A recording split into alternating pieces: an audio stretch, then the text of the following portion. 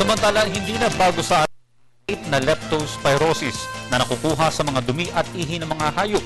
Kaya nga't muling nagbabala ang Department of Health sa pagkalat ng sakit na ito, lalo na ngayong tag-ulan.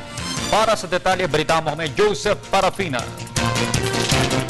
Dahil sa nagsimula ng pag-ulan at mga pailang-ilang pagbaha na rin sa Metro Manila at mga karating na lalawigan, nagbabala na ngayon ng Department of Health sa posibleng pagkakaroon na naman ng mga kaso ng sakit na leptospirosis na nakukuha sa mga maduduming tubig baha mula sa ihi ng daga at iba pang hayop.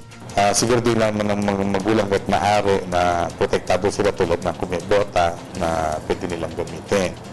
At kung wala naman botang pwedeng gamitin at talagang lumusong sa baha yung mga dapat na basa na, ang linisin kaagad ang buong katawan na siguro, huwag lang yung parting na baha, lumusong sa baha. Linisin kaagad ang katawan pagdating ng bahay, maligo kaagad na sa gayon matanggal yung mga dumi na kumapit sa katawan natin kasi hindi lang lepto kundi mga iba pang mikrobyo or skin diseases na pwede natin makuha dahil sa baha. Hinikayat din ng DOH ang publiko na makipagtulungan sa paglilinis ng kapaligiran at mga baradong kanal dahil ito lamang talaga ang ilang mga dahilan kung bakit nagkakaroon ng sakit na ito. Nagpa ng DOH na hindi lamang ihi ng daga ang pinagmumulan ng leptospirosis, kundi iba pa mga hayop tulad ng kambing at aso.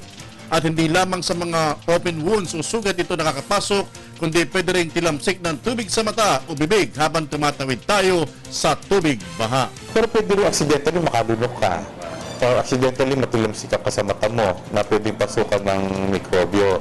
So, kasi pag niladive ka, di ba nagsiswimming ka kaysa dagat o swimming pool, meron pagkakataon na nakakalunok ka ng tubig na ito. So, kahit sa tubig baha, may pagkakataon din. Para sa Telebisyon ng Bayan, ako si Joseph Parafina.